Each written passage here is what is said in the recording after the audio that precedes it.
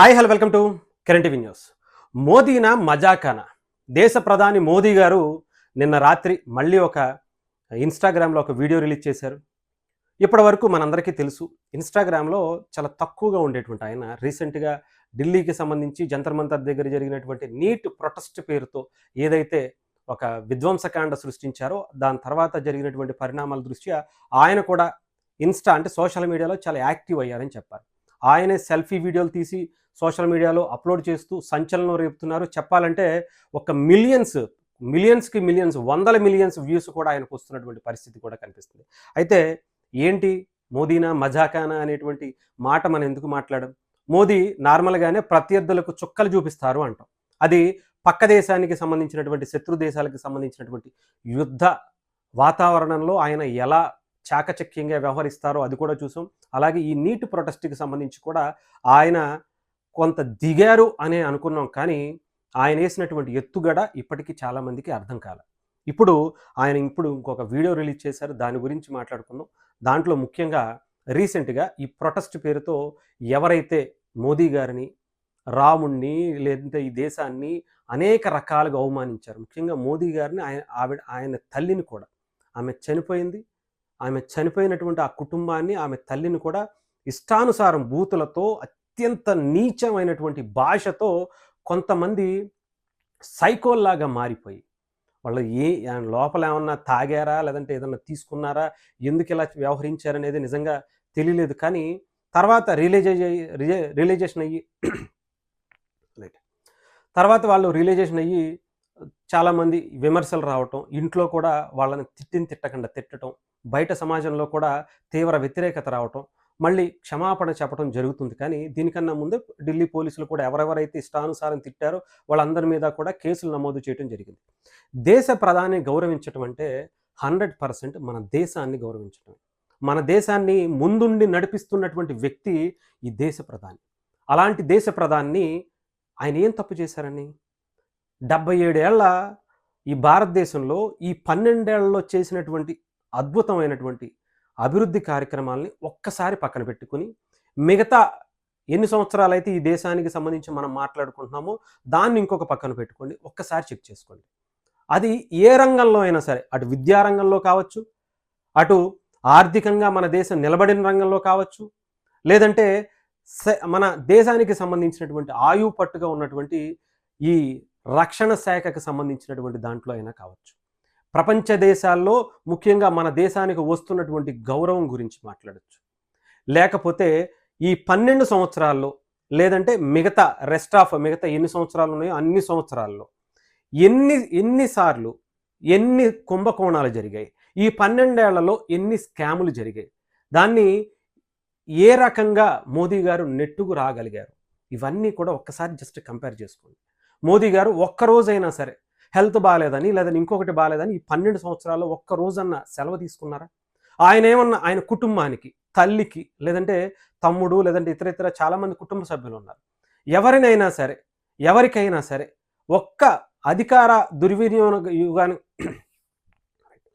అధికార దుర్వినియోగానికి పాల్పడి ఒక్క కార్యక్రమాన్నైనా, ఒక్క కంపెనీనైనా, ఒక్క 10,000 రూపాయలైనా ప్రభుత్వం నుంచి వాళ్ళకి అవకాశం ఉండే విధంగా ఏమన్నా చేసినటువంటి పని ఉందా? చెప్పాలంటే వాళ్ళ తల్లికి కూడా ఆయన ఎప్పుడు ఏమి చేయలేకపోయారు. వెళ్ళేవాళ్ళు, సరదాగా చూసేవాళ్ళు, కాసేపు ముచ్చటించేవాళ్ళు, వచ్చేవాళ్ళే తప్ప ఎప్పుడు కూడా వాళ్ళ అన్నదమ్ములు కూడా ఇప్పటికీ గుజరాత్‌లో వాళ్ళు అప్పుడు ఏం పని చేసుకున్నారో, ఒక 30-40 ఏళ్ల క్రితం వాళ్ళు ఏ పనులు చేశారు, ఇప్పటికీ అయ్యే పనులు చేసుకుంటున్నారు తప్ప వాళ్ళకి ఆస్తులు ఏం పెరగలేదు. వాళ్ళకి ఎక్కువ వ్యాపారాల్లో కోట్లు ఏమి వచ్చేలేదు. ఇప్పటికీ అదే సాదా సీదా ఒక వాతావరణంలోనే వాళ్ళు గడుపుతున్నటువంటి పరిస్థితి. యోగి ఆదిత్యనాథ్ గారి వాళ్ళ చెల్లెలు ఇప్పటికీ ఒక చిన్న రోడ్డు పక్కన ఒక చిన్న టీ స్టాల్, మామూలు టీ స్టాల్ కూడా ఒక పాకలో ఉండేటువంటి టీ స్టాల్ నడుపుతున్నారు. అలాంటి వ్యక్తుల్ని మనం ఎంతసేపు అంటే ముఖ్యమంత్రి స్థానంలో ఉన్నటువంటి వ్యక్తుల్ని కావచ్చు, ప్రధానమంత్రి స్థానంలో ఉన్నటువంటి వ్యక్తుల్ని కావచ్చు, పక్క దేశాలు, ప్రపంచ దేశాల్లో అందరూ కూడా మోదీ గారి కీర్తిని పొగుడుతున్నారంటే ఆయన్ని పొగడటం కాదు, మన దేశానికి ఇచ్చేటువంటి గౌరవాన్ని ఆయన పెంచుతున్నారు. కాబట్టి మన దేశాన్ని ఆయన గౌరవంగా తలెత్తుకు నిలబడేలా చేస్తున్నారు. కాబట్టి అది ఆయనకిచ్చిన గౌరవం మాత్రమే కదా, దేశానికి వచ్చింది. అలాంటి వ్యక్తిని అమ్మలతో ఇష్టం వచ్చినట్టు తిడుతున్నా కూడా ఆయన ఈరోజు రిలీజ్ చేసినటువంటి వీడియోలో వదిలేయండి, కేసులు పెట్టద్దు, వెంటనే వాళ్ళని రిలీజ్ చేయండి, ఏదో చిన్నవాళ్ళు తెలియక చేశారు అని ఒక గొప్ప మనసును చాటుకున్నటువంటి పరిస్థితి. వాళ్ళ మీద ఎలాంటి చర్యలు తీసుకోవద్దు, యువత వాళ్ళ భవిష్యత్తు నాశనం అయిపోతుంది, వాళ్ళని ఎవరో ఇబ్బంది పెట్టి వాళ్ళు ఏదో దేంట్లోనూ ఉండి అలా చేసి ఉండుంటారు, వదిలేద్దాం. నా తల్లి నిజంగానే ఉంటే బాధపడేవాళ్ళేమో, ఇప్పుడు ఆ తల్లి కూడా లేదు. నేను కూడా నా తల్లిని అన్నందుకు బాధగానే ఉంది. కానీ పిల్లల జీవితాలు నాశనం అయిపోతాయి. వద్దు. ఏదో నేను చేయాలనుకుంటే ఆయన చేయాలనుకుంటే ఏదైనా చెయ్యొచ్చు. కానీ డెఫినెట్‌గా వదిలేయాలి అనేటువంటి ఒక సందేశాన్ని ఇచ్చారు చూసారా? ఒక మెట్టు ఎక్కారే తప్ప దిగేటువంటి పరిస్థితి లేదు. అంటే మనం రీసెంట్‌గా చూస్తున్నాం. తెలంగాణకి సంబంధించినటువంటి రేవంత్ రెడ్డి గారిని జొమాటో బాయ్ అని చెప్పేసి ఒకడెవడో ఆంధ్రప్రదేశ్‌కి సంబంధించినటువంటి వైఎస్ఆర్‌సీపీ స్పోక్స్ పర్సన్ మాట్లాడేశాడు. నాగార్జున యాదవ్ అనుకుంటా. వాడిని తీసుకొచ్చి లోపలేశారు, రిమాండ్‌లో ఏశారు. అంతా బానే ఉంది. అంటే ఒక సీఎంని, అంటే ఒక దేశాన్ని, ఒక ముఖ్యంగా ప్రధానమంత్రి గారు రిప్రజెంట్ చేస్తుంటే ఒక రాష్ట్రానికి ముఖ్యమంత్రిగా రాష్ట్రాన్ని ముందుండి నడిపేటువంటి వ్యక్తిని ఆయన్ని అలాగే కించపరిచేటువంటి ప్రయత్నం చేస్తే తప్పే. అలాగే అటు ఆంధ్రప్రదేశ్‌కి సంబంధించినటువంటి జగన్మోహన్ రెడ్డి గారి గురించి మాట్లాడుకుందాం.